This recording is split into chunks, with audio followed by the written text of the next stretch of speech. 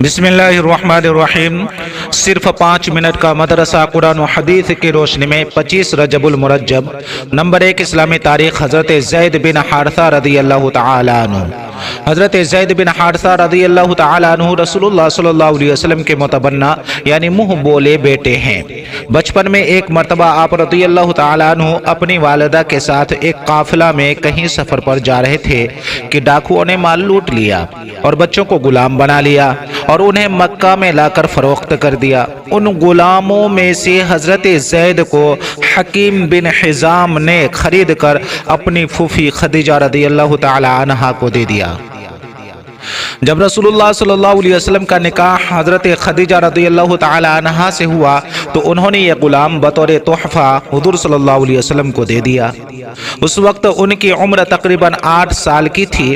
حضرت زید رضی اللہ تعالی عنہ کے والد اور چچا ان کو تلاش کرتے کرتے مکہ پہنچے اور حضور صلی اللہ علیہ وسلم سے حضرت زید رضی اللہ تعالی عنہ کو مانگا۔ حضور صلی اللہ علیہ وسلم نے فرمایا اگر وہ تمہارے ساتھ جانا چاہے تو مجھے کوئی اعتراض نہیں، اور اگر نہ جانا چاہے تو میں ایسے شخص پر زبردستی نہیں کر سکتا۔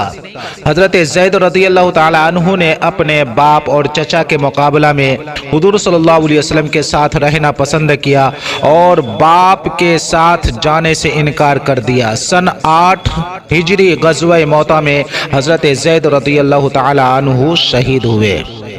نمبر 2 اللہ کی قدرت گرگٹ۔ اللہ تعالیٰ نے گرگٹ کے اندر عجیب و غریب بات رکھی ہے۔ یہ پورے دن سورج کی روشنی میں رہتا ہے اور اس سے غذا حاصل کرتا ہے۔ جب شام ہوتی ہے تو کیڑے مکوڑوں کا شکار کر کے اپنا پیٹ بھرتا ہے اور ماحول کے رنگ کے بدلنے کے ساتھ ساتھ اپنا رنگ بھی بدلتا رہتا ہے۔ کبھی لال ہو جاتا ہے، کبھی کالا تو کبھی ہرا رنگ بدل لیتا ہے۔ جس رنگ کے درخت پر چڑھتا ہے اسی رنگ کو اختیار کر لیتا ہے۔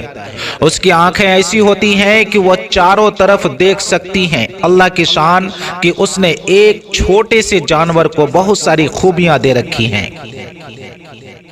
نمبر 3 ایک فرد کے بارے میں رکوع و سجدہ اچھی طرح کرنا۔ رسول اللہ صلی اللہ علیہ وسلم نے فرمایا بدترین چوری کرنے والا وہ شخص ہے جو نماز میں سے چوری کر لیتا ہے۔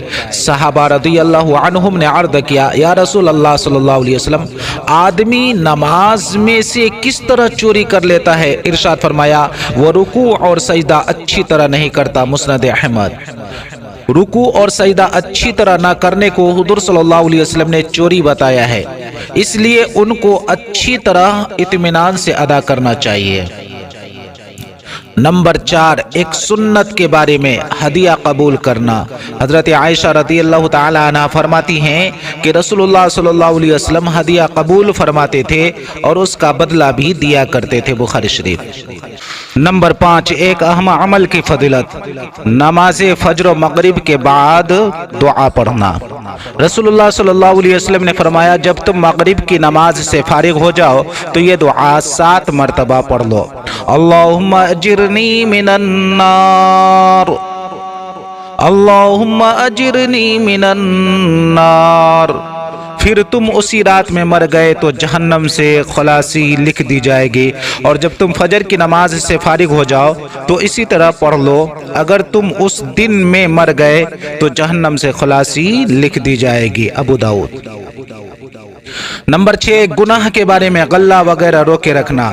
رسول اللہ صلی اللہ علیہ وسلم نے فرمایا جو آدمی مسلمانوں سے ان کا غلہ روکے رکھے گا اللہ تعالیٰ ان کو کوڑھ اور تنگ دستی اور فقیری میں مبتلا کر دے گا۔ ابن ماجہ۔ عوام کی سخت ضرورت کے وقت مہنگائی کے انتظار میں غلہ وغیرہ روکے رکھنا درست نہیں ہے، اس سے لوگوں کو بچنا چاہیے۔ نمبر 7 دنیا کے بارے میں دنیا دشمنی کا سبب۔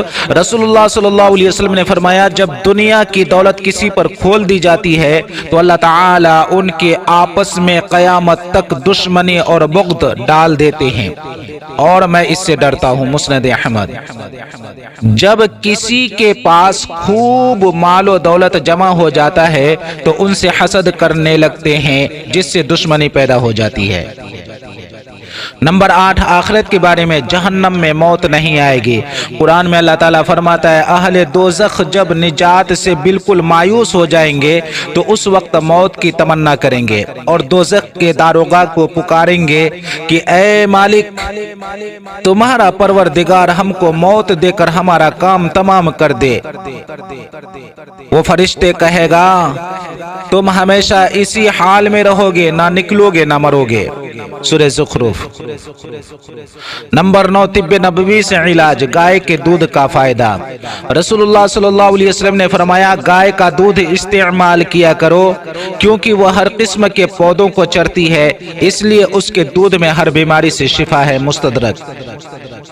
نمبر 10، قرآن کی نصیحت۔ قرآن میں اللہ تعالیٰ فرماتا ہے اے ایمان والو، اللہ سے ڈرتے رہو اور سیدھی سچی بات کیا کرو، ایسا کرو گے تو اللہ تعالیٰ تمہارے کام سنوار دے گا اور تمہارے گناہ بخش دے گا۔